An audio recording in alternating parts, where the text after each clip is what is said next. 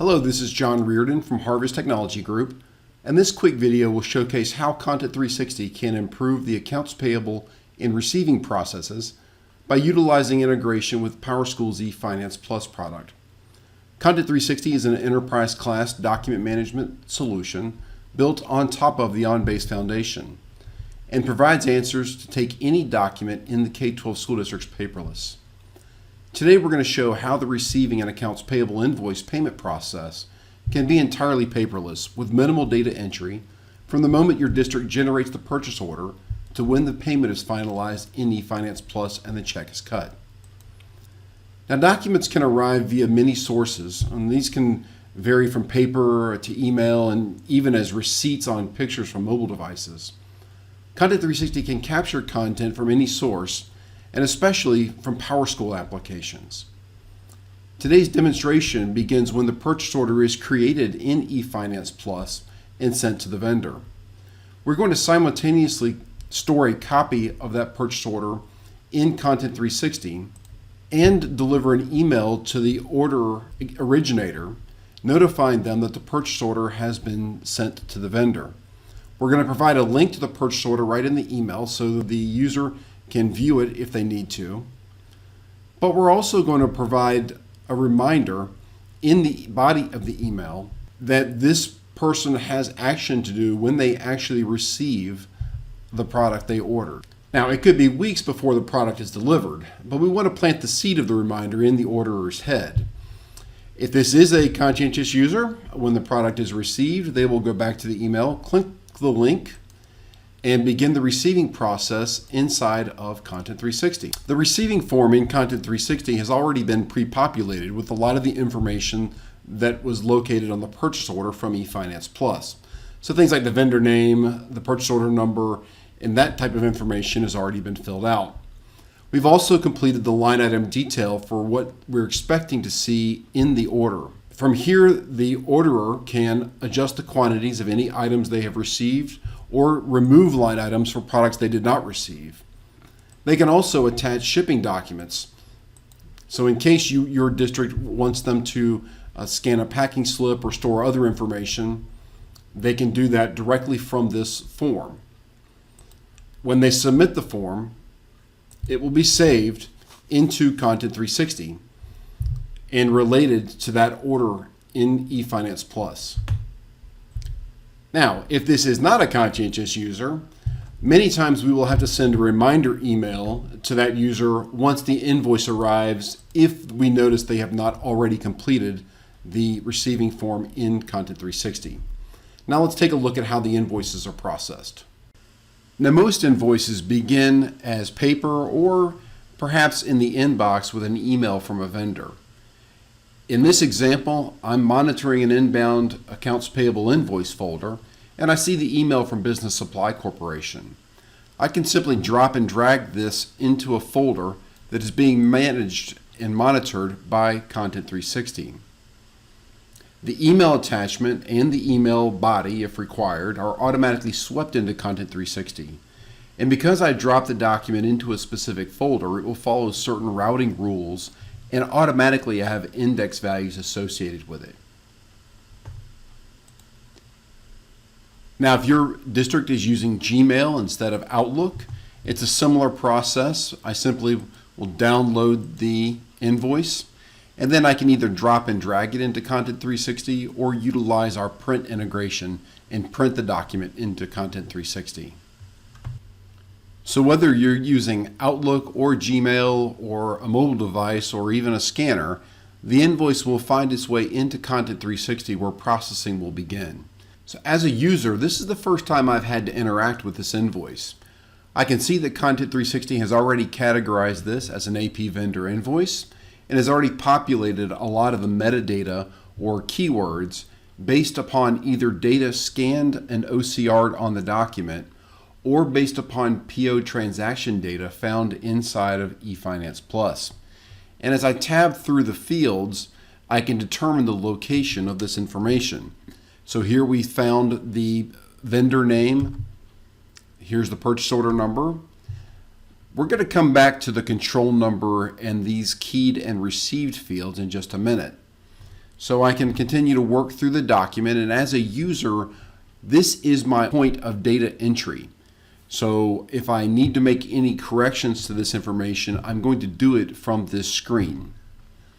Now there are a couple of fields on here I purposely did not capture just so I can show that we have additional methods of capturing the document. So for example, I didn't capture the invoice tax, but I see it's located here on the invoice.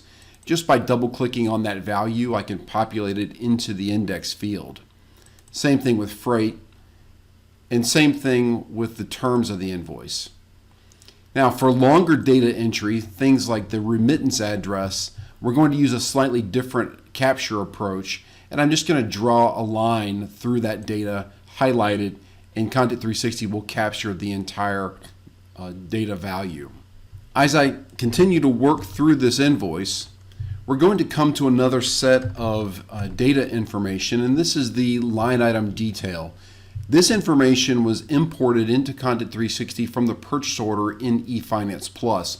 And it's important that it stays that way because eventually this data is going to be piped back into eFinancePLUS. So I don't want to have miscellaneous vendor information which would cause a matchup difficulty with data in eFinancePLUS. But I do want to make sure that the information I have here is accurate. So if there's any discrepancy between the quantity, the unit price, the line item amount, between what's on the invoice and what's on the purchase order, I want to note that here. So as a user, I will simply continue to work through each of these GL line items and making sure that I have all of the information accurate.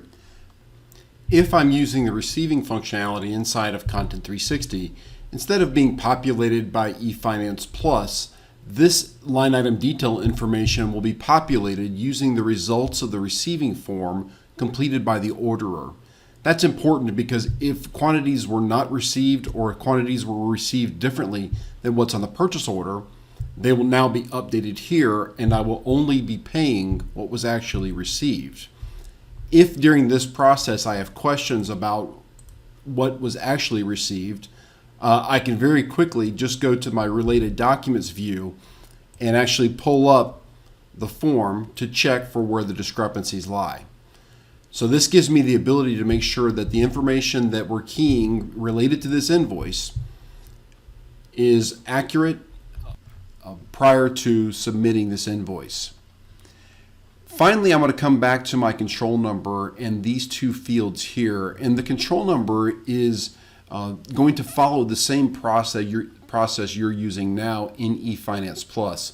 So depending upon how you like to label your batches or name your batches, if they contain a username and ID or a date or the frequency with which you process your invoices, will remain the same using this input method inside Content360.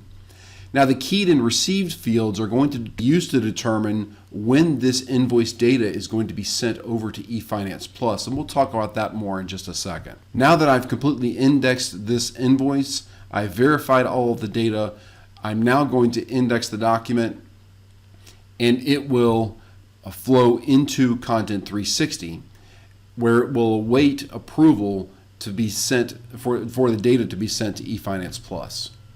So that's all the end users have to do in order to capture data or key data into eFinancePLUS. If you'll note, very, very few keystrokes are involved. The only piece of data that needed to be typed was the control number. So the next step in the process is to pipe the data from Content360 to eFinancePLUS so that it can be queued in batch accounts payables for payment. Now this is usually an automated process, but there is another layer of control as to when the process happens. So if the school district would like to hold invoices in Content360 and only pay when the product is received, we can do that using the keyed and the received fields that I mentioned earlier. The received key field is tied to the receiving functionality in eFinancePLUS and can automatically be changed from no to partial or yes when the product is received into eFinancePLUS. So using a quick search for all of the invoices that have the flag keyword set to yes or partial in received, and the keyed field set to no, this field denotes that the data on the invoices has not been sent to eFinancePLUS yet, I can quickly find a list of all the invoices that are ready for payment. For most clients, we will simply run a scheduled task to search for the invoice data that is ready to send to eFinancePLUS. The automated task will pipe the data into eFinancePLUS based upon the control number and update the key field from no to yes at the appointed time. All of this then happens without user interaction. Once the data is piped into eFinance, I can go to my batch accounts payable screen, locate the batch if I have any additional questions or if I want to only pay on certain line items. By highlighting that batch, I can pull up the additional information in eFinance and from here send it into workflow or process it for payment.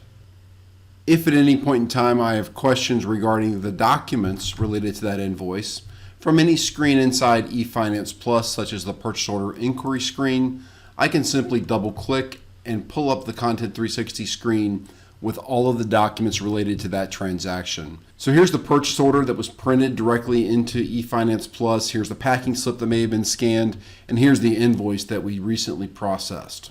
I can also relate additional information to this transaction, such as purchasing documents and possibly even product requisition details. So this concludes our brief overview. If you'd like additional information on this or any other Harvest Technology Group solutions, please reach out to me, John Reardon, at the information below. Thank you very much. We appreciate your time.